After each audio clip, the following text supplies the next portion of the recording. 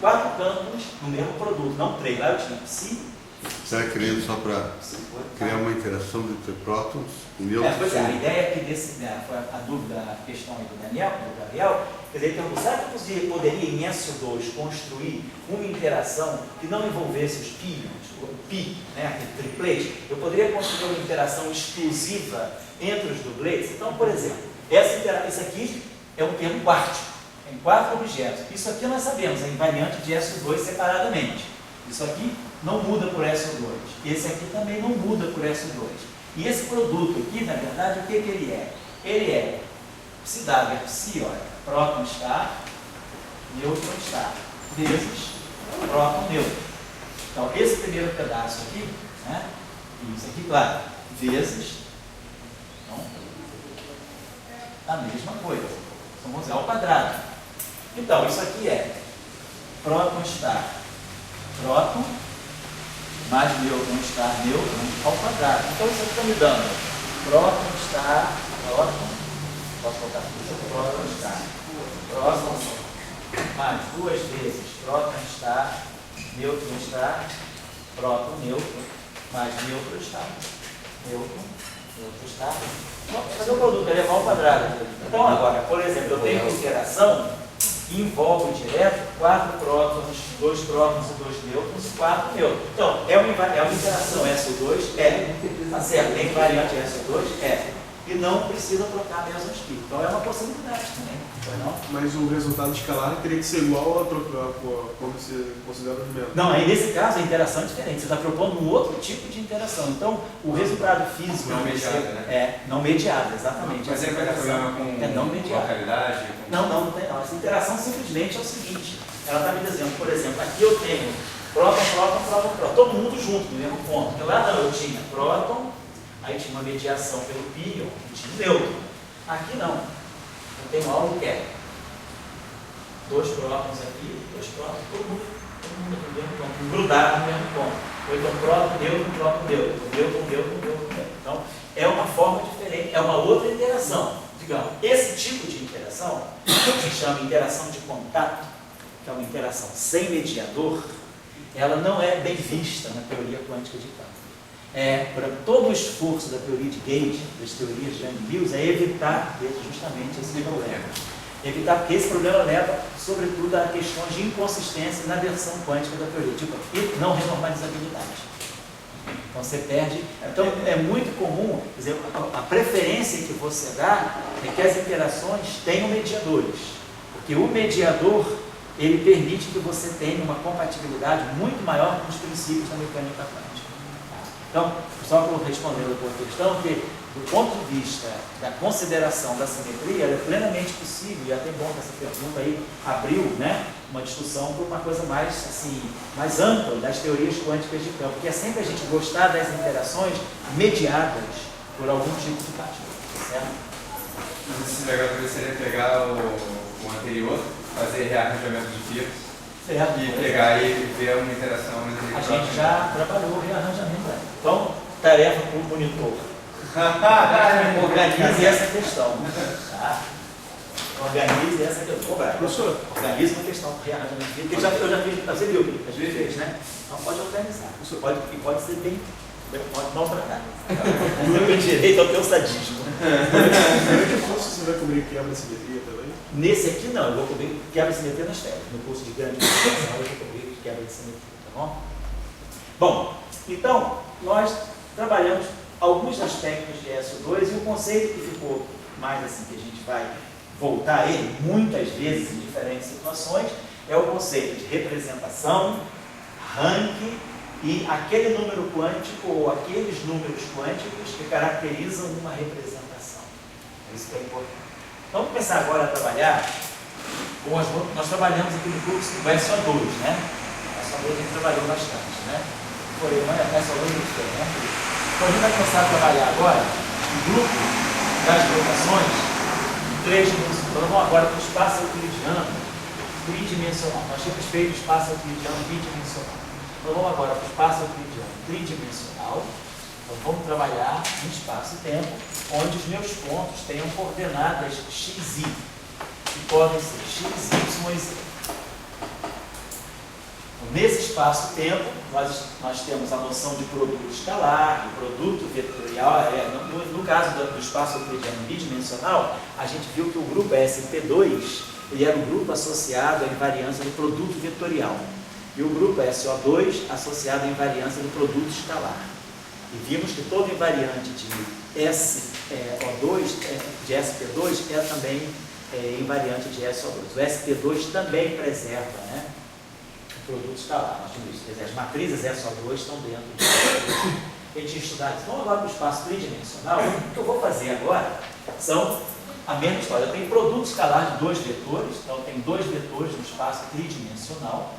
Então, a gente já sabe, a gente já está acostumado com essa ideia de que eu posso associar a um vetor um vetor coluna. Então, eu posso associar isso aqui, eu vou ter o vetor coluna com as componentes o 1, o 2 e o 3. E o vetor coluna V com as componentes V1, V2 e V3. E aí a gente sabe que a gente pode escrever o produto escalar o 1V1 mais o 2V2 mais o 3V3 sob forma matricial. Eu posso colocar aqui o vetor coluna U transposto vezes V. Isso aqui, por sua vez, é igual a V transposto vezes U. Tudo isso aqui, na verdade, é o produto escalar de U com V. É o 1V1 mais o 2V2 mais o 3V3. Então, o produto escalar, ele nos dá justamente a métrica. O produto escalar é uma noção métrica, porque ele me dá a medida dos módulos dos vetores e me dá os ângulos entre os vetores. Então, com o produto escalar, eu sei a geometria. Portanto, o que significa que eu sei a métrica, né? Nós tínhamos discutido isso. Então, a pergunta é, nós vamos agora, nós estamos no espaço tridimensional, nós vamos fazer rotações, né? Nós vamos sempre adotar o ponto de vista passivo, que a gente não mexe no sistema físico, né? Deixa o sistema físico aqui sob observação, mas a gente gira o sistema de coordenadas. Então, eu vou fazer uma rotação, né, nos eixos. Eu vou trabalhar com, sei lá, com x', y', z'. Então, nós vamos fazer uma rotação do sistema de eixos e vamos, o observador do sistema girado e o observador do sistema original vão se referir ao mesmo sistema físico. Então, isso a gente sabe que, do ponto de vista do referencial linha, o meu vetor U vai ter essas componentes, R, U. Então, esses aqui são as componentes do vetor do sistema x, y, z. Essas aqui são as componentes do mesmo vetor visto no sistema que eu girei os eixos. Vamos lembrar que em 2 dimensões nós fizemos bem essa discussão, pegando esse sistema de eixos aqui, por exemplo, x, y, e fazendo uma rotação, por exemplo, de um ângulo, né, θ, no sistema de coordenadas. A gente fazia uma rotação no sentido trigonométrico. Então, aqui é o eixo x' e aqui é o eixo y'. Então, esse vetor aqui, do ponto de vista desse espaço x, y, ele tem essas coordenadas aqui. Do ponto de vista do x', y', ele tem essas coordenadas aqui. E a relação entre linha e sem linha era aquela matriz de rotação. Estou só reavivando o conceito. Então, todos os vetores, quando eu mudo o sistema, eu rodo o sistema de coordenadas, os novos observadores vão ver todos os vetores do primeiro observador girado. Então, ele vai observar o observador rolinha, ele vai observar esse vetor. E aí, o que é que nós queremos? Queremos que os dois observadores, ao fazer a rotação dos eixos, os vetores estão lá paradões, então o produto está lá no mudo. Então, o que nós queremos é que o linha escalar V' seja igual a U escalar. Então, isso é o conceito de invariância. Então, nós fizemos transformações? Sim. Essas transformações refletem uma invariância, ou seja, uma simetria do produto escalar. Então, o que é simétrico sobre essas transformações é o produto escalar. O produto escalar em física, nós sabemos, é importante, porque o produto escalar dá energia. A energia cinética é um meio de mV2.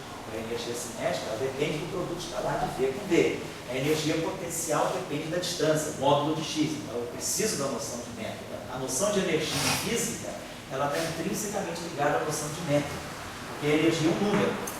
Que eu meço, que eu crio, né, é uma quantidade física que eu crio a partir de grandezas que são vetoriais, por exemplo. Então, a energia cinética eu crio a partir da velocidade.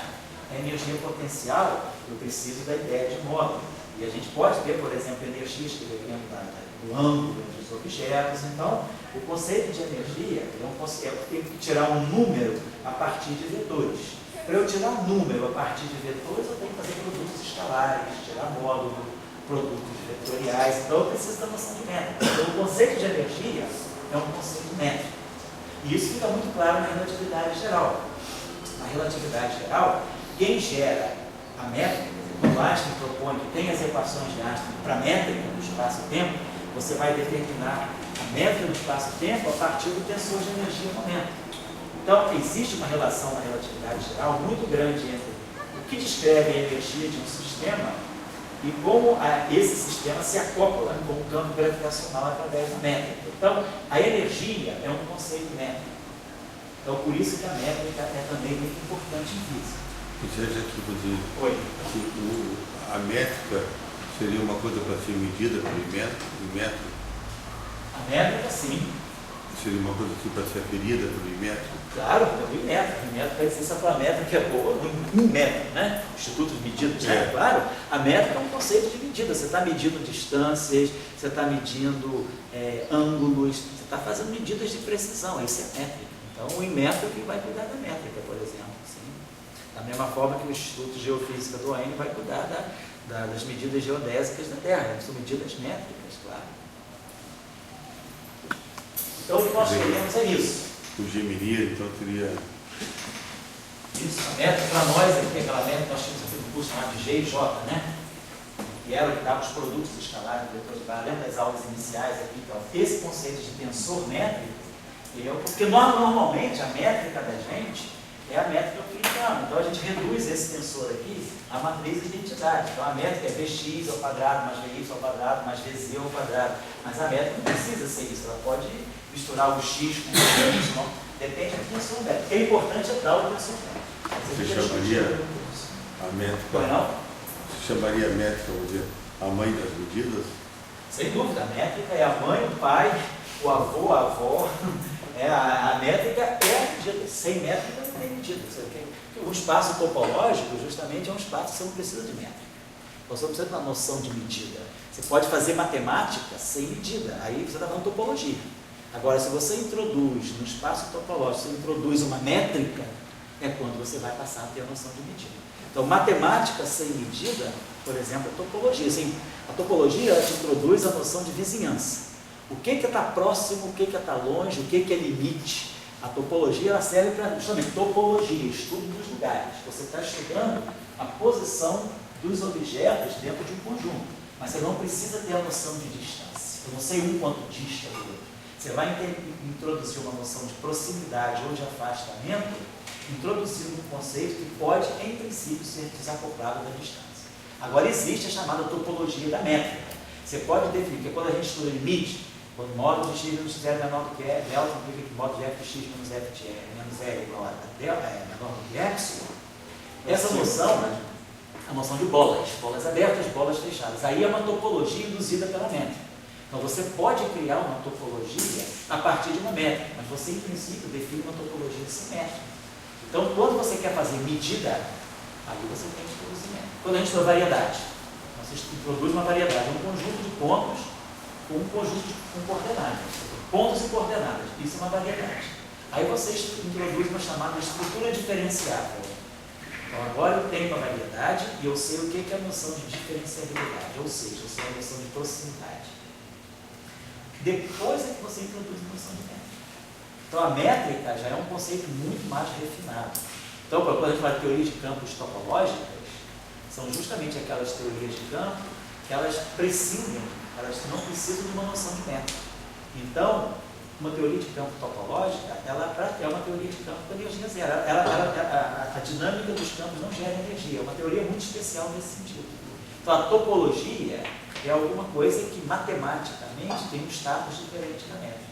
A métrica é uma estrutura, quando você coloca a métrica numa variedade, você está dizendo, ó, eu quero medir, você está introduzindo uma noção de medida. A métrica é uma prescrição que você introduz para dizer, ó, mede-se assim. Então, em método, ele te dá uma prescrição de medida. Então, ele está te dando uma métrica. Agora, você pode fazer física sem métrica. Mas como você tem noção de distância sem distância?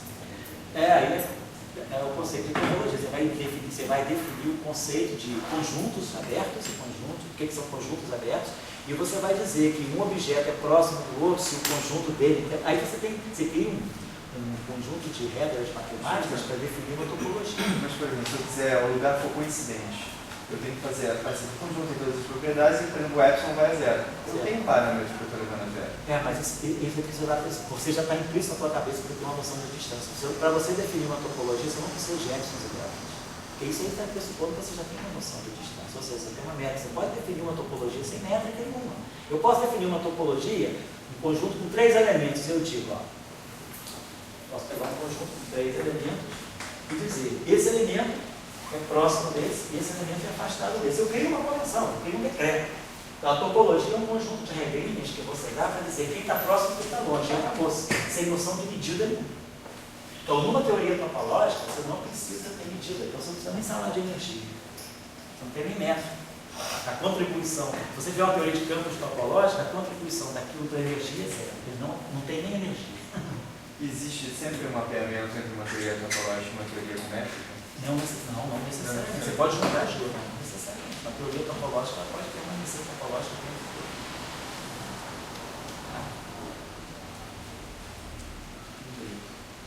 Legal? Vamos lá, então. Nosso princípio de invariância é invariância do produto escalar. É isso que nós queremos, invariância do produto escalar. Tá. Então, o que isso significa? Significa que se eu fizer a transformação, aqui desse lado eu vou ter o transposto, R transposto. Aqui eu vou ter R V.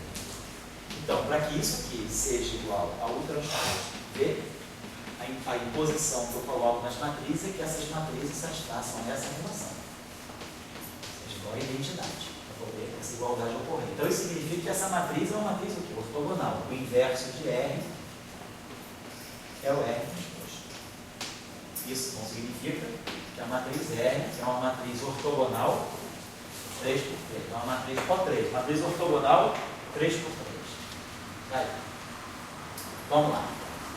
Toda matriz ortogonal, vamos ver agora, vai ter determinante igual a mais ou menos 1. O que é uma matriz ortogonal? R menos 1 é R transposto. Então, se eu tirar o determinante desse lado, isso aqui é 1 sobre o determinante de R. Se eu tirar o determinante dessa matriz, o determinante da transposta é o determinante da matriz original. Então, isso diz, se uma matriz é ortogonal, o determinante dela ao quadrado é igual a 1. Portanto, toda matriz ortogonal, ela só pode ter determinante igual a mais ou menos 1. Ela pode ser a matriz que eu quiser, mas o determinante dela no final do dia vai ser mais ou menos 1. Então, nós vamos escolher a classe de matrizes com determinante 1. Aqui é uma escolha. Determinante mais 1 são chamadas matrizes especiais. E aí, então, se nós fizermos a fusão dessas duas condições, nós vamos estar falando de matrizes ortogonais e especiais. Então, aí a gente vai estar definindo as matrizes R que pertencem ao grupo SO3. Então, são matrizes 3 por 3, ortogonais,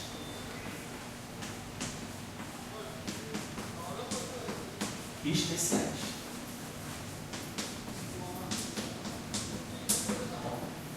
É um conjunto dessas matrizes. Então, pergunta, o produto de duas matrizes ortogonais, vamos pegar duas matrizes ortogonais, R1 é SO3, R1 e R3.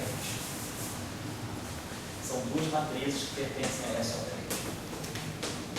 Se eu multiplicar essas duas matrizes, R1 vezes R2, isso aqui vai dar um R3. Se essa matriz é ortogonal, uma pergunta é, será que R é ortogonal? R3 é ortogonal? Então, R3 transposto, vamos calcular essa grandeza aqui, para ver se ela é ortogonal. Quem é R3 transposto? R2 transposto, R1 transposto. Quem é R3? R1 vezes R2. Então, essa matriz é ortogonal, isso aqui dá identidade. Essa matriz R12 é ortogonal, então você tem no final tudo, tá? Para nós é identidade. Então, produto de duas matrizes ortogonais é uma terceira matriz que é ortogonal. Se o determinante de R3 vai ser o determinante de R1 vezes o determinante de R2. Como essas duas têm determinante 1, claro que o determinante de R3 é mais 1. Então, o produto de duas matrizes SO3 é uma terceira matriz que também está em SO3. Então, a propriedade de multiplicação, ela não te tira desse conjunto. O produto de quaisquer duas matrizes desse conjunto continua nesse conjunto. E o outro aspecto importante é que, se é uma matriz está nesse conjunto, então, se R pertence a SO3, a pergunta é: R é menos 1, a inversa dela, também pertence a SO3? Então, isso aqui é dado, por exemplo. R pertence a SO3. A pergunta é a inversa dela. Então, vamos pegar essa nossa relação. R transposto, R é igual a identidade.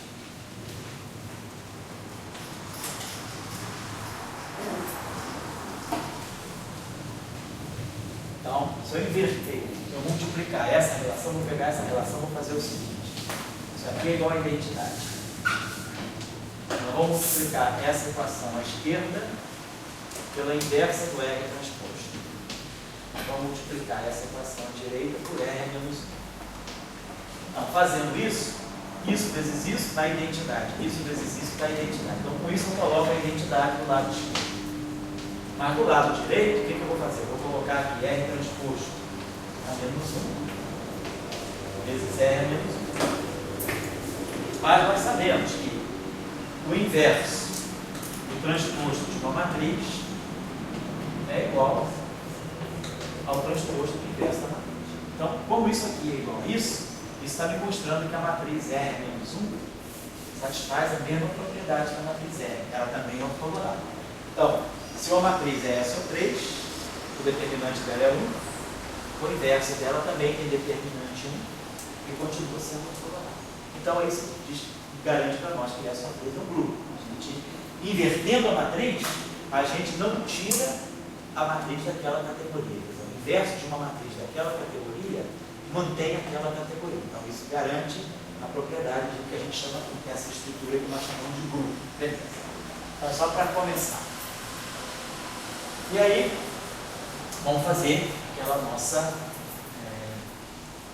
nosso velho procedimento.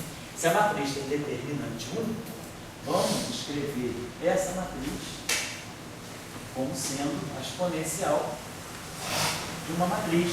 Todo mundo sabe, se uma matriz tem determinante 1, ela pode ser escrita como exponencial de uma matriz de traço zero. Já tínhamos falado isso repetidas vezes. Então, vamos adotar essa postura. Vamos ver por que a gente faz isso. Nós já sabemos por quê. Quando a gente vai para o expoente, a gente vai ler a álgebra. Aqui são as matrizes do grupo. E aqui seriam as matrizes da álgebra. Então, vamos ver quais são as propriedades dessas matrizes, né? Se toda matriz SO3 pode ser exponenciada como uma matriz ômega, qual é a característica dessas matrizes ômega? Então, vamos ver. Qual é a característica das matrizes R? R é menos 1, tem que ser igual a R transposto.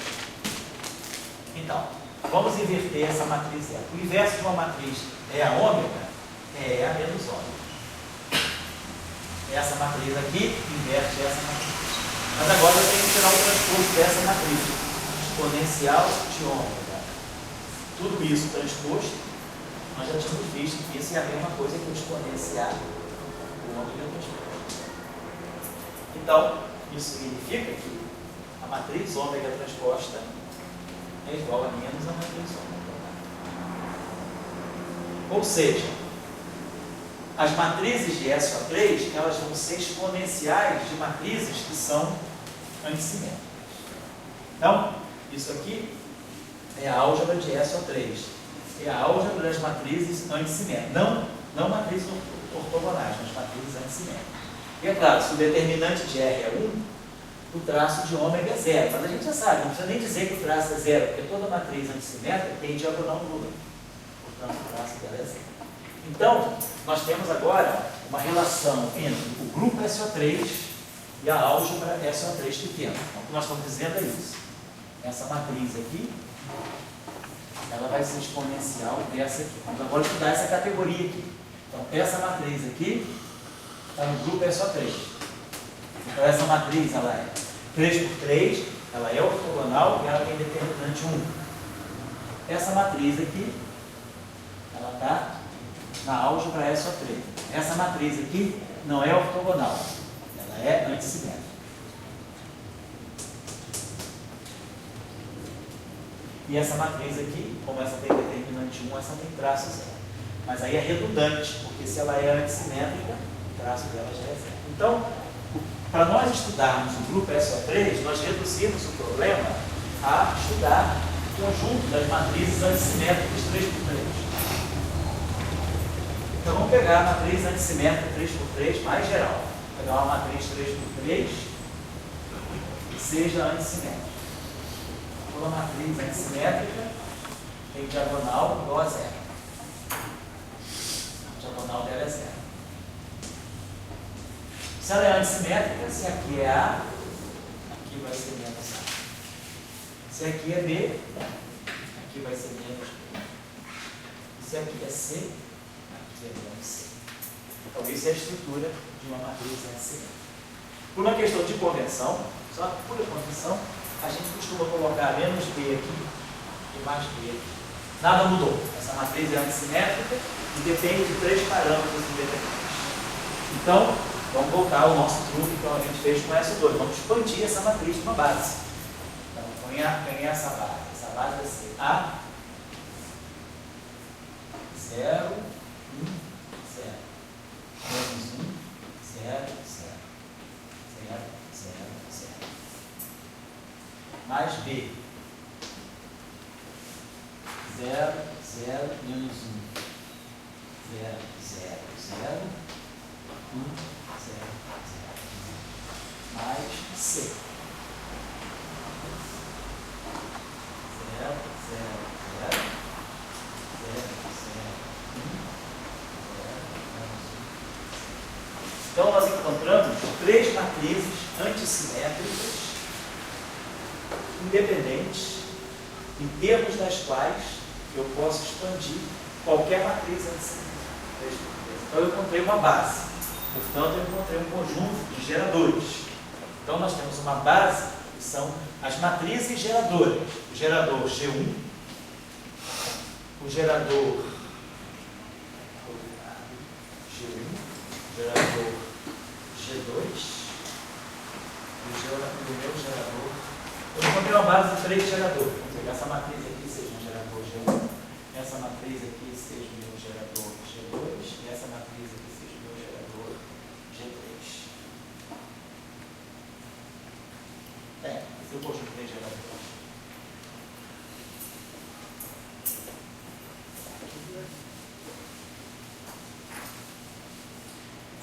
Observe o seguinte, essa matriz G1, ela só tem esses elementos aqui, essa matriz G2, ela deixa essa linha toda em branco, e essa matriz G3 deixa a primeira linha toda zero, né? Então, essa aqui é, vamos pegar o seguinte, eu vou até fazer o seguinte, vamos primeiro contar uma interpretação física para esses geradores, e depois a gente vai na questão.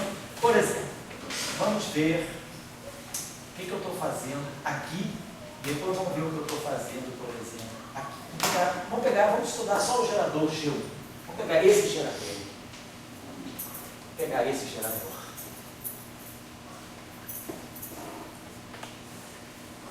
Zero, 1, 0. Menos 1. 0, 0. 0, 0, 0. Vou pegar esse gerador aqui. Vamos dizer que esse gerador aqui seja o meu gerador G1.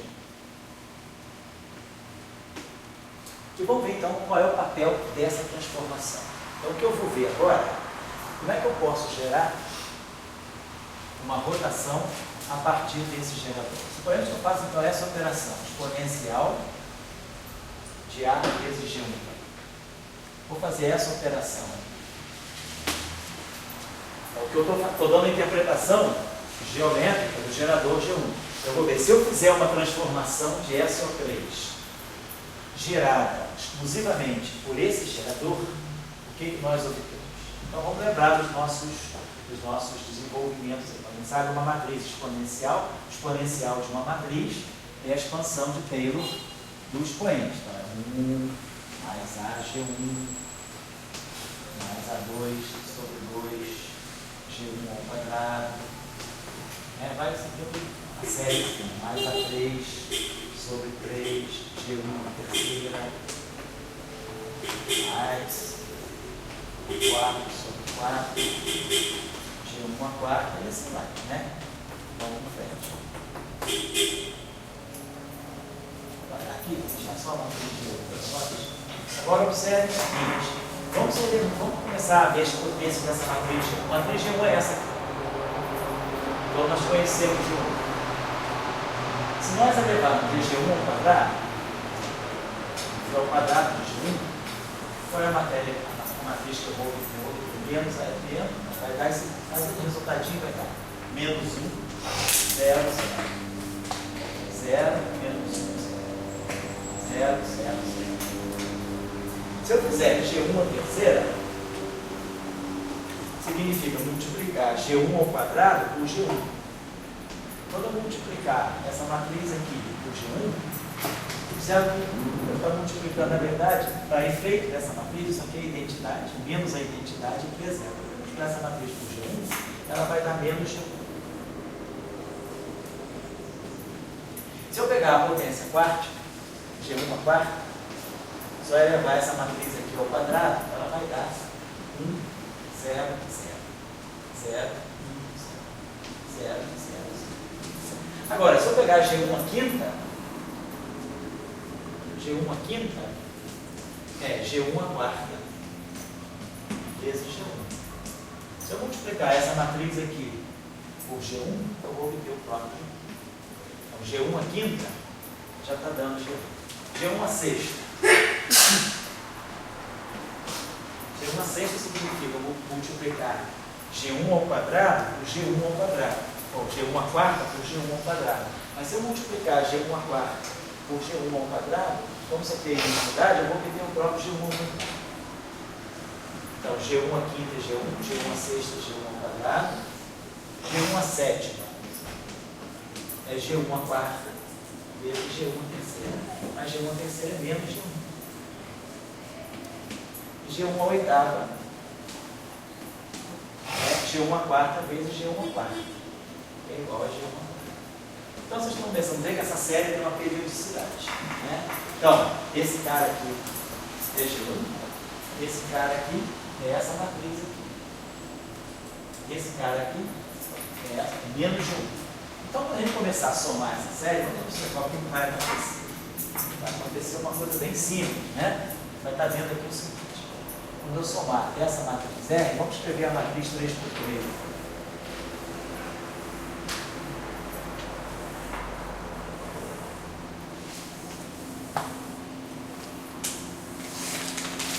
Olha só, você tem identidade. Eu vou pegar 1, vai ter 1 aqui, vai ter 1 aqui, e vai ter 1 aqui. Isso aqui é identidade. Depois, a gente vai observar que a potência de G1 que está aqui vai ser, está ligada à potência de G1 ao cubo. G1 ao cubo é menos G1. Então, eu estou produzindo mas G1 ao cubo, G1 à quinta, G1 à sétima, todas essas potências ímpares, elas dão ou G1 ou menos G1. Então, quando eu pegar o G1 vai dar uma contribuição aqui, ó, A menos A. Então, vai sair aqui, ó, A menos A. É esse termo. Esse termo aqui eu já fiz, somei 1. Esse termo aqui, tá? Eu vou botar um A aqui menos A aqui. Quando eu pegar G1 à terceira é menos G1. Então, eu vou botar menos aqui, mais aqui. Então, eu vou botar menos A3 sobre 3 fatorial aqui. E mais A3 sobre 3 fatorial. Quando eu pegar G1 à quinta, ele é o próprio G1. Então, ele vai dar mais A à quinta sobre 5 fatorial aqui. E menos A à quinta sobre 5 fatorial. E assim vai. E aqui vai. Beleza. Vamos pegar agora que nós fizemos as potências ímpares todas. Vamos pegar as potências pares. As potências pares, elas vão deixar sempre na diagonal. Quadrado, quarto. Sexta potência, oitava potência. Então, todas as potências pares vão jogar na diagonal. Então, o primeiro termo é G1 ao quadrado. Que é isso aqui, menos isso aqui vai ficar. Menos A2 sobre 2. Menos A2 sobre 2. Depois vamos pegar a quarta potência. Dá 1. Então vai dar mais A4 sobre 4. Mais A4 sobre 4. E assim vai. Aí vai ficar menos A sexta sobre 6. Menos A6 sobre 6. Aqui fica 0. Aqui não vai entrar nada. Aqui fica 0 e aqui fica 0. Então eu consegui ter a forma exponencial da matriz G1.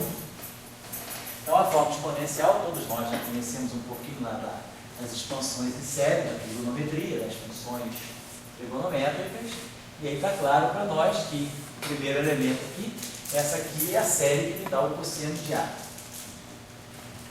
Essa série aqui me dá o seno de A. Essa série aqui me dá menos o seno de A. Essa série aqui me dá o cosseno de A. Aqui é 0, aqui é 0, aqui é 0.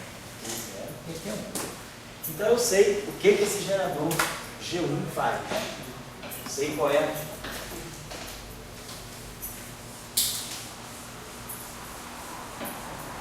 Então a interpretação é que, se eu pegar, por exemplo, o vetor, por exemplo, pode ser o vetor posição, vou pegar o vetor. Pegar x', y', z'. Isso vale para qualquer vetor. Vou colocar aqui a matriz R. E aqui vou colocar x, y, z. Essa matriz R que eu estou colocando aqui é a matriz gerada pelo gerador G1, é a G1. Então, fazendo esse cálculo, fica fácil para nós. X' é cosseno de A vezes x, mais seno de A vezes y. Y' é menos seno de A vezes x, mais cosseno de A vezes y. E z' igual a z. Então, todos nós, já visto das aulas precedentes, nos reconhecemos aqui. O que eu estou fazendo? Eu fiz uma transformação que não muda o eixo z, mas que faz uma rotação de um ângulo A no sentido trigonométrico do plano xy. Basicamente, o que eu fiz foi isso. Se esse eixo aqui é o eixo do x, se esse eixo aqui é o eixo do y, está saindo para cá, o eixo dos eixos, o eixo dos eixos está saindo para cá, na nossa direção, o eixo dos eixos está saindo, o que eu fiz? Eu fiz uma rotação de um ângulo A no sentido trigonométrico no plano xy. Eu rodei isso aqui de um lado, rodei isso aqui de um. E esse é um padrão, como um vetor posição, ou qualquer vetor do plano, se transforma quando eu faço essa rotação. Então, o gerador G1, que está aqui, ele está correspondendo a uma rotação em torno do eixo dos eixos. Ou seja, uma rotação em torno do plano XY. Então, o papel desse gerador G1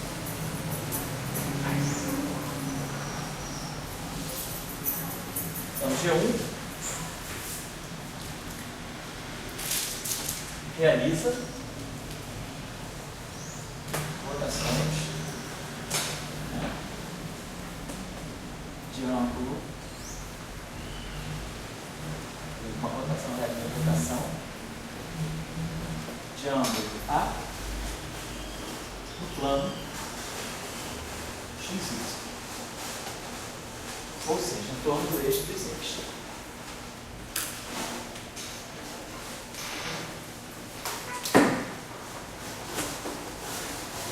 Quando eu vou fazer o exercício, aí quem quiser se convence, fazendo o exercício do Gilmar. Pegar esse gerador aqui, esse gerador, vocês estão observando, ó, a linha que é zero é a linha onde está só a identidade. Então, esse gerador aqui não vai mexer na coordenada y.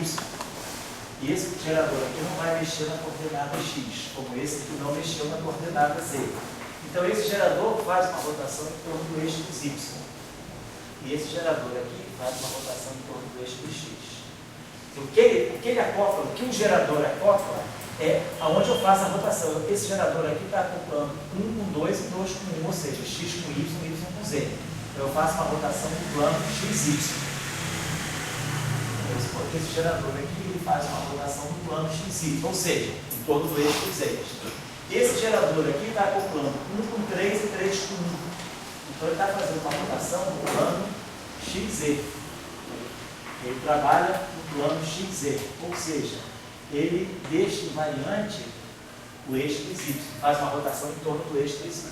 E esse gerador aqui, ele está acoplando 2 com 3 e 3 com 2, ou seja, y com z, z com y. Então, ele está fazendo uma rotação no plano y com z. Ou seja, ele faz uma rotação em torno do eixo do x. Tá? Então, vamos colocar essas. Então, a gente já entendeu o papel de cada gerador. Então, vamos criar uma notação só para ficar mais associar mais fácil a ideia. Vamos pensar o seguinte: vamos dizer que o gerador G1, vamos associar o seguinte: o gerador GI, vou criar essa convenção. Já que eu sei a interpretação deles, eu vou fazer a seguinte redistribuição de nomes. O gerador GI, ele gera rotação em torno do eixo x, ou seja, uma rotação no plano ortogonal a x, ao eixo x.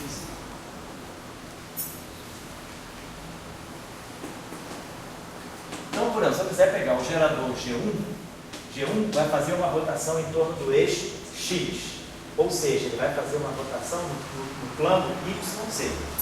Então, eu vou tomar esse gerador aqui como sendo G1. Ele vai fazer uma rotação no YZ, ele acopla 2 com 3 e 3 com 2, ou seja, ele deixa o x invariante. Então, o gerador G1, para nós, vai ser esse aqui. 0, 0, 0, 0, 0, 1, 0, 1, 1, 0. Dentro dessa perspectiva, o gerador G2, ele vai fazer uma rotação em torno do eixo dos Y. Ele vai fazer uma rotação no plano XZ. Então, para nós, o gerador G2 vai ser esse aqui.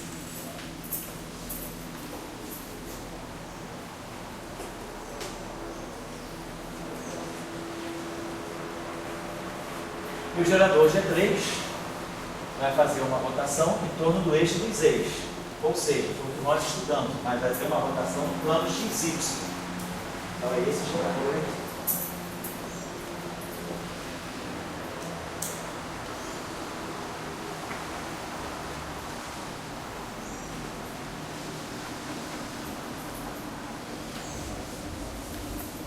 Então eu já sei a interpretação física de cada gerador.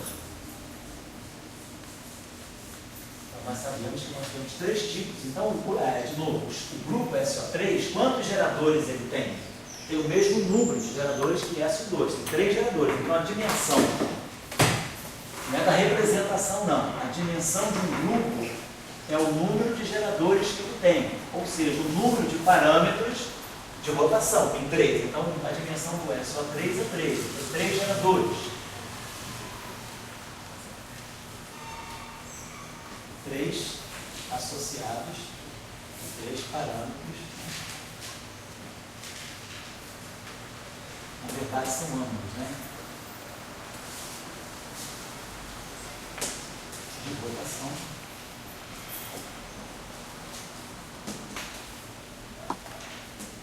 Associados.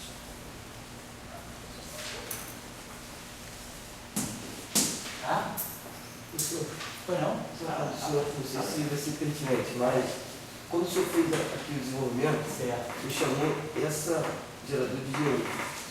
Depois eu redefini. Isso aí é só uma convenção. Só uma convenção. Tá. Porque depois que eu entendi o sentido geométrico, eu vi que era mais pertinente eu associar o índice do gerador ao eixo que fica parado. Então o gerador G1, ele roda em torno do eixo do X. O gerador G2 roda em torno do eixo do Y. O gerador G3 rota em torno de 8 vezes 6. Foi uma renomeação.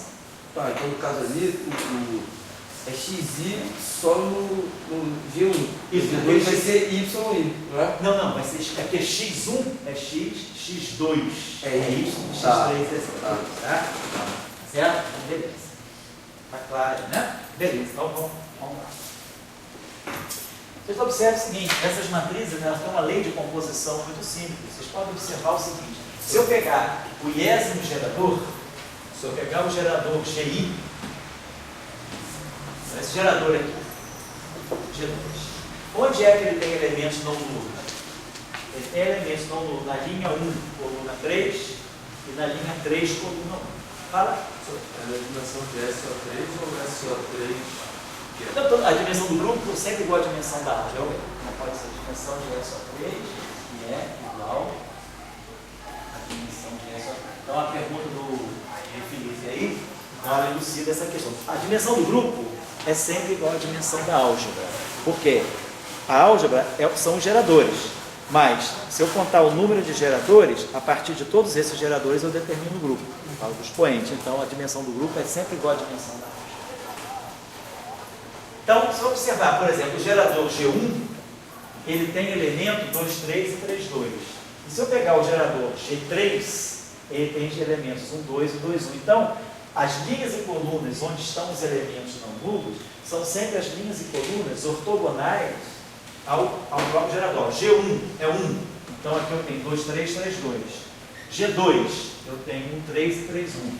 G3, eu tenho 1, 2 e 2, 1. Então fica claro para vocês verem que os elementos de matriz desse gerador são os leve-típicos. Isso aqui é epsilon e JK. Olha só, se eu pegar o elemento linha J, coluna K. Então se eu pegar o gerador G1, elemento na linha 1, coluna 2, G1, na linha 1, coluna 2, eu vou formar aqui epsilon 1 e 2. Isso aqui dá zero. Se vocês observarem, geralmente, o gerador G1, elemento 1, 2, dá zero. Vamos pegar, por exemplo, agora o elemento G1, 2, 3. Pela minha regra, isso deve dar epsilon 1, 2, 3. Epsilon 1, 2, 3 para nós é mais 1. Então, a linha 2, coluna 3 do elemento G1, dá 1.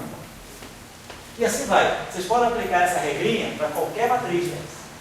Então, isso aqui, essa regra é válida para qualquer objeto, qualquer número, qualquer valor que vocês colocarem aí, essa regrinha vai funcionar. Por exemplo, se eu pegar G3, elemento 2, 3.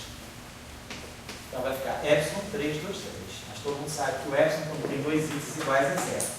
Então, se a gente pegar a matriz G3 e olhar a linha 2, coluna 3, de fato dá zero. A matriz G3 ela só vai ter elemento 1, 2 e 2, 1. 1, 2 vai ser epsilon 3, 1, 2, mais epsilon 3, 1, 2 vale mais 1. E o 2, 1 vai ser epsilon 3, 2, 1. Mas isso aqui é a mesma coisa que 2, 1. Então, essa regra aqui é uma regra, quer dizer, é uma constatação simples, mas que vai ser importante para a gente mais na frente. Então, eu sei que os elementos. Então, vocês estão observando aqui, ó, os elementos de matriz do G são os épsilons. Mas não à toa, esses épsilons são as constantes de estrutura do grupo SO2. A gente já começa, mas depois a gente vai aprofundar essa relação. Então, a gente está vendo que alguma coisa do SO2 está aparecendo no SO3. Os elementos, os geradores de SO3 são as constantes de estrutura de SO2. Deixar essa observação na barra de ferramenta. Depois a gente levanta. Professor, repete só que você falou que o epsilon é o que das constantes de estrutura. Lembra do SO2? Constante de estrutura.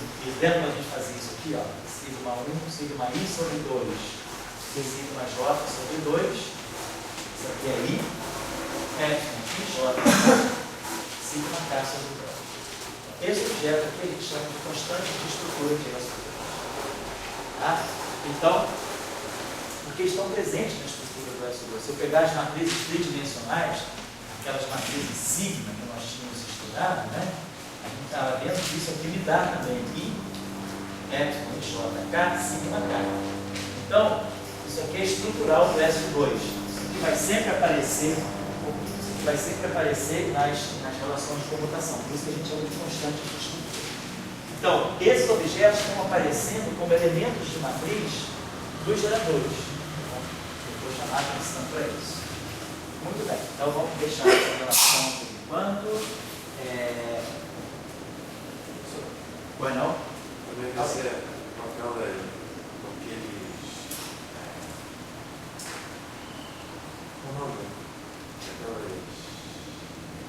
comutadores?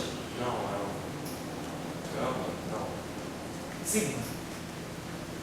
Aqueles de matriz também, que a gente tinha uma matriz com eles, que eram... Não, rearranjamento de fios. Organiza o tempo.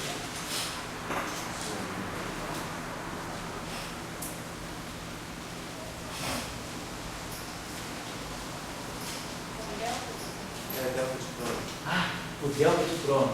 A gente tinha umas matrizes deles com ele. Isso. A gente vai ter nesse caso também. Vai. Vamos fazer isso. Era o que eu queria fazer agora. Então, vamos colocar aí a questão que o Felipe antecipou para nós. Nós estamos grafando os geradores com essa notação. G1 é o gerador das rotações em torno do eixo do X. G2, rotação em torno do eixo dos Y. G3, rotação em torno do eixo dos Z. Adotou essa notação. Só para fazer mais uma coisinha, vamos tirar as relações de computação entre esses Gs. O que significa tirar as relações de computação? Tirar a álgebra de Lie. Então vamos ver o seguinte, se eu pegar aqui G1 com G2, vamos fazer esse cálculo de indução. Se eu multiplicar G1 por G2 e subtrair de G2 com G1, vamos multiplicar G1 por G2. Dá 0, 0, 0. 1, 0, 0. E 0, 0, 0. Então, isso aqui é G1 vezes G2. Menos, agora vamos multiplicar G2 por G1. 0, 1, 0. Multiplicando G2 por G1. 0, 0, 0. E 0, 0, 0. Então, se eu multiplicar G2 por G1 e subtrair, vai dar isso aqui. Mas essa matriz aí é menos G3.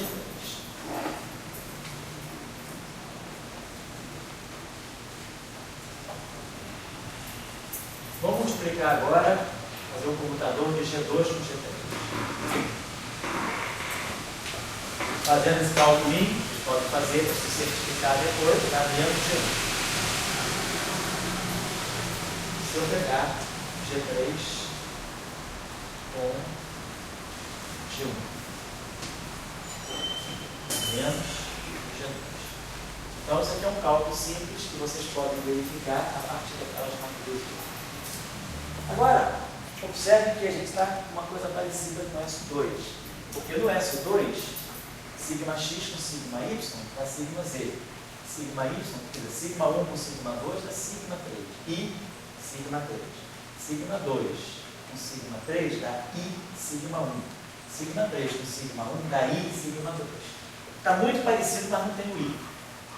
Então, vamos fazer o seguinte. Vamos pegar essa relação aqui. Se isso aqui é igual a isso, significa que I ao quadrado vezes isso é igual a I ao quadrado vezes isso. I ao quadrado é menos 1.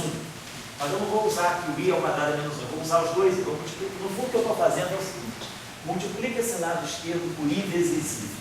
Aí eu boto um I aqui, outro I aqui. E aqui eu vou multiplicar menos I. Então vamos multiplicar. Não, então, vamos multiplicar aquela menos, né? Então eu multipliquei por I vezes I. Vou botar aqui, multipliquei esse cara aqui por I.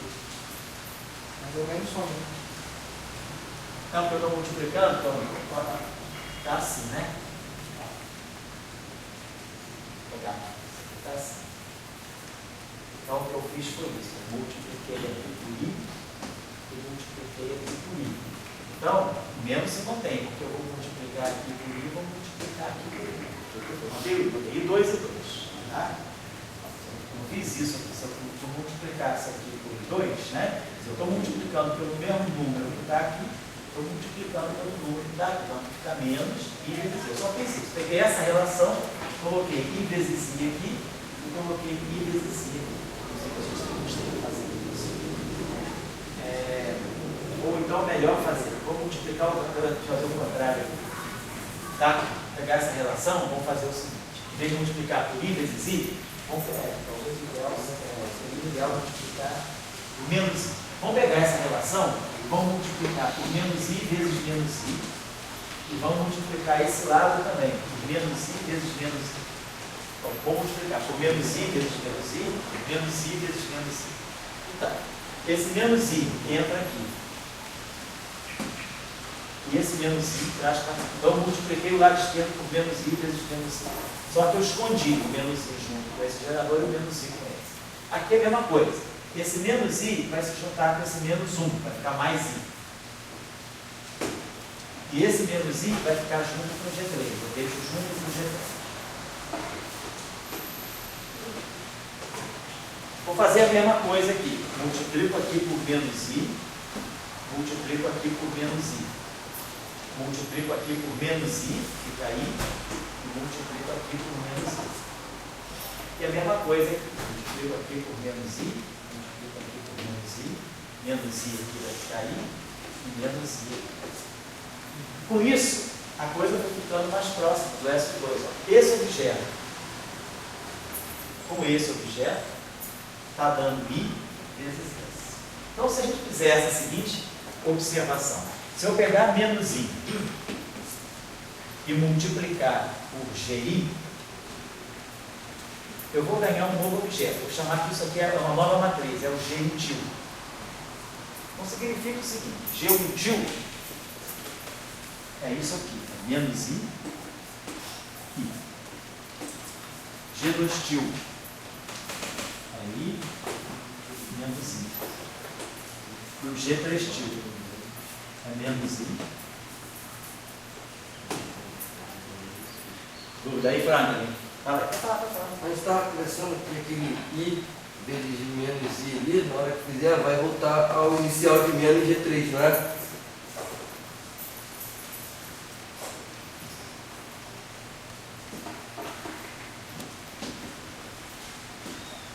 Nós temos isso. Isso, fazendo. Se você não botar a mão, você não vai entender. Bota a mão, ergue os riscos, pulei a mão, faz o que você quer colocar. Então, a gente estava falando que o senhor multiplicou aqui por I, aí deu aqui, menos, aqui deu I também, né? Eu não lembro agora. Cara, beleza? I. Apaga isso aqui. Mantém como estava antes, menos G3. Tira esses riscos. Bota menos G3. O que você fez do lado esquerdo? Aqui eu multipliquei por I, por I também. Então bota. O que você fez do lado esquerdo? Você multiplicou por I vezes I. Não, por menos I. Então bota, menos I vezes menos I. Se você não quer alterar essa igualdade, você é obrigado agora a multiplicar o lado direito por menos I vezes menos I. Então multiplica lá.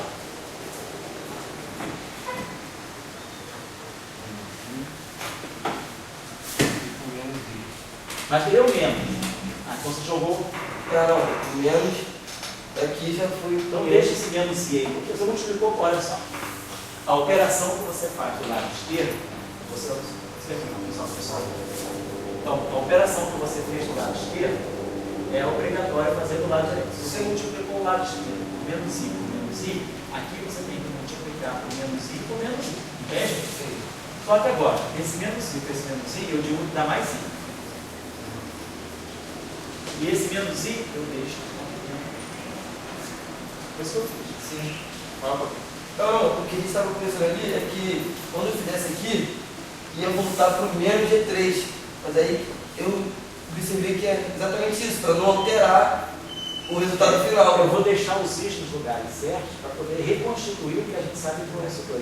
Isso. Eu poderia ter feito tudo sem botar os is, mas aí eu não estaria com as mesmas relações de S2. O que nós estamos mostrando é que se a gente colocar o I no lugar certo, a gente vai recuperar SO2. Tá clara a ideia? Então, para mim, ficou. Eu estava com dúvida, só que eu percebi antes de vir aqui. Entendi. Mas então você entendeu qual é a ideia de ter feito isso? Esse truquezinho. Eu poderia não ter feito. Sim, que no final vai voltar para o menos G3 no início. Não alterei nada. Eu multipliquei a esquerda por menos I ao quadrado e a direita por menos I ao quadrado. Né? Na essência dos fatos, eu não fiz nada.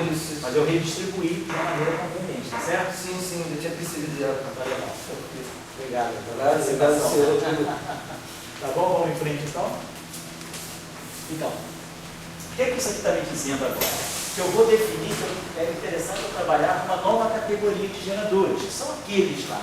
Mas por que aqueles geradores são particularmente interessantes? Porque se eu agora pego aqueles geradores, eu tenho que G vezes GJ está dando para nós I epsilon IJ G, kappa. Todo mundo se reconhece aqui? Nós calculamos isso no início da aula. Isso aqui não é o sigma 1? Isso aqui não é o sigma 2? O sigma I? Não? É a mesma relação.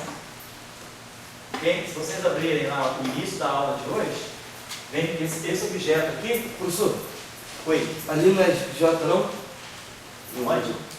G, aqui é J. É J. Então, se vocês olharem, que gerador é esse? Olhando a aula de hoje. 0, 0, 0, 0, 0, menos I. Esse gerador aqui é o sigma 1. Esse aqui é o sigma 2. E esse aqui é o sigma 3. Então, o que a gente redescobre? A gente redescobre que os geradores de SO3 nada mais são do que os geradores de SO2 na forma tridimensional. Então, isso liga SO3 a SO2. A gente está mostrando, na verdade, que se a gente faz a álgebra de Lie de SO3, a gente vê que eu posso conduzi-la à forma da álgebra de Lie de SO2. Deixa eu apagar isso. E nós tínhamos começado assim. Para nós, o SO3 estava, O3 estava sendo assim, exponencial de I, teta I, GI, como nós fizemos hoje. Pegamos gerador de I, estava assim, então sem o I, definimos assim. Isso aqui é exponencial de ômega. Aí nós vimos que esse ômega pode ser expandido em função de G1, G2 e G3, como nós tínhamos feito. Nós colocamos aqui exponencial. Como cada ângulo é um ângulo de rotação, eu quis chamar de ABC, eu chamei de θ1, θ2, θ3. E aqui eu botei as matrizes G1, G2, G3, GI. Mas o que nós acabamos fazendo? Nós vimos o seguinte, é interessante eu não trabalhar com G, mas com menos IG, que é o G-til. Então o que significa essa exponencial? Significa que se eu multiplicar aqui por I e multiplicar aqui por menos I, eu não fiz nada. Por quê? Eu multipliquei por 1. Então, esse menos I vezes GI é o que eu estou chamando de G-til. Então, a gente viu que a gente pode conduzir essa forma do SO3 para essa forma aqui. I, θ I, G-til. Onde agora? G-til, só botar aqui, ó. É só multiplicar essa matriz por menos I. Menos I. Epsilon J. Então, esse resultado está mostrando para mim que a álgebra de Lie de SO3, e aí as relações de comutação são essas aqui, ó. Estamos escrito agora. G-til vezes GJ-til está dando para nós I epsilon IJK GK-til. Ou seja, a álgebra de Lie dos geradores de SO3 é igualzinha à álgebra de Lie dos geradores de SO2. Então, do ponto de vista das álgebras de Lie, a gente pode dizer que SO3 e SO2 têm a mesma álgebra. Estou dizendo isso aqui. A álgebra de Lie de SO3 é equivalente à álgebra de SO2. Certo? Então vamos guardar, vamos guardar esse resultado. Então, a álgebra de esses dois grupos, os dois grupos são distintos, porque o grupo SO3 são matrizes 3x3 ortogonais especiais, o grupo SO2 são matrizes 2x2 complexas unitárias especiais. Os grupos são diferentes, mas as álgebras são as mesmas. Dois grupos distintos compartilham a mesma álgebra. Então, esse aqui nós estamos tendo aqui. Então, vamos guardar essa relação e isso já começa a mostrar para nós aqui. Então, qual é a inter-relação entre SO3 e SO2. Nós hoje demonstramos, então, que nós temos dois grupos distintos, mas compartilhando a mesma álgebra. Mas isso fica mais evidente se eu conduzir a álgebra. Opa, vocês querem a chave? O Ricardo? Vocês querem a chave? Ah, vocês têm a chave, né? Sim, estou esperando o Leonardo. Então abre com a mim e me devolve agora, que depois vocês têm como fechar. Oi, Ricardo. Então, nós estamos vendo que a gente consegue fazer essa relação se a gente buscar, mas isso é muito comum numa álgebra linear, num espaço vetorial, eu posso sempre mudar a base. Eu posso ir para a base que eu quiser, eu vou procurar a base que me é mais conveniente. Então nós acabamos descobrindo que para trabalhar o SO3, a melhor base de geradores é essa. Eu trabalho com esses geradores e trabalhando com esses geradores, para mim, as matrizes de SO3 têm essa forma, exponencial de θi G. Então, essas são as matrizes de SO3, esses são os geradores de SO3, e essa é a álgebra de SO3. Agora, claro, conceito? Fala aí. A pergunta é seguinte, eles têm a mesma álgebra, mas não têm a mesma simetria. As simetrias são diferentes. É uma simetria do espaço real, tridimensional, e o outro é uma simetria do espaço bidimensional real, complexo. Mas o que é importante é a estrutura de grupo. Opa, Ricardo, obrigado, hein? O que é importante é a estrutura de grupo. Então, se eu fizer uma física para SO3 e fizer uma física para SO2, em que pode haver distinção? As constantes de estrutura são as mesmas. Desde aquela situação, né? Por exemplo, SO2 teria duas partículas. SO3 teria três partículas. Eles têm a mesma álgebra. Então, você definiu que, digamos, o grupo que define a física. Isso. Então, essas três partículas estariam com uma física diferente das duas partículas, mesmo estando sobre a mesma álgebra? Isso. A resposta não. A resposta não, nós vamos ver, porque o conceito que nós vamos ver na próxima aula, quando a gente estudar os tensores de SO3, é que nós vamos descobrir uma nova categoria de objetos dentro do SO3. Nós vamos descobrir que SO3, apesar dele estar no espaço euclidiano tridimensional, existe um espaço bidimensional complexo, fora do espaço tridimensional, que acomoda a álgebra de SO3, que é o espaço dos espinores. Então nós vamos mostrar que os espinores de SO3 são exatamente aqueles dubletes de SO2. Então quando você pega um dublete de SO2, você fala, poxa, você está em SO3. SO3, a representação dele é 3. Como é que eu vou botar dois objetos complexos dentro de uma representação de SO3, se SO3 é um espaço euclidiano real? Você poderia ficar com esse tipo de impasse. Mas aí eu estou dizendo para vocês que justamente a teoria de grupos vai nos fazer descobrir uma nova categoria de objetos no espaço real. Se eu tenho um espaço de 3 eixos reais, nosso espaço euclidiano tridimensional, nós não vemos, mas associado a esse espaço, eu tenho um espaço bidimensional complexo, de duas dimensões complexas, que acomoda todas as rotações de SO3 sob a forma de SO2. Então, nós vamos observar que dentro do SO3 eu também posso colocar o dublete de próton e neutro. Então, se eu colocar o dublete de próton e neutro, só do ponto de vista do SO3, o dublete de próton e neutro seria seria uma representação complexa, seria o que a gente chama de um spinor de SO3. Então, o fato dos dois grupos terem a mesma álgebra, você ficou assim, pô, mas o SO2, o SO3 tem um tipo de representação e o SO2 tem outra. Mas você vai acabar podendo conectar que as representações também são as mesmas. E a descoberta que a gente vai fazer, a constatação que nós vamos fazer, é que aquilo que para SO2 é um dublete, para SO3 é um spinor.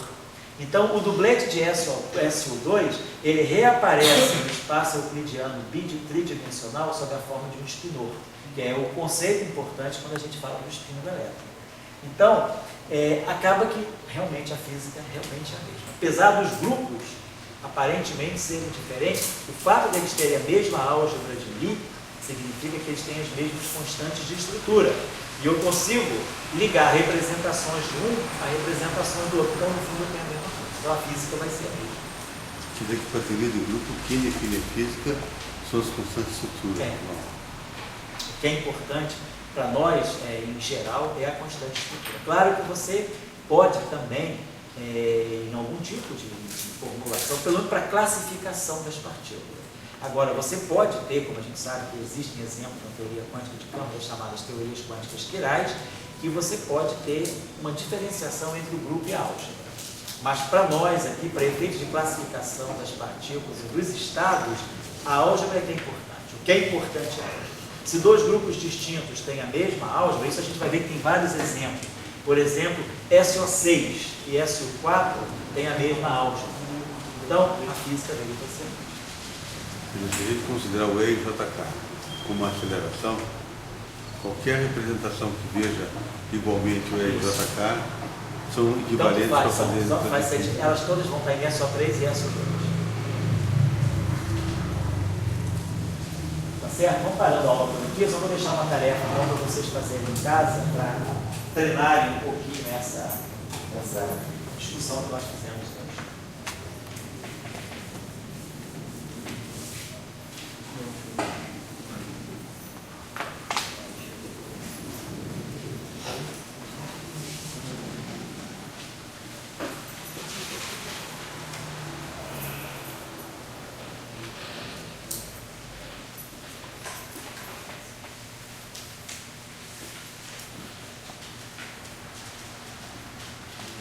O que eu vou deixar para casa vai ser o seguinte: suponhamos que eu estou, em vez de trabalhar no espaço, num espaço tridimensional, real.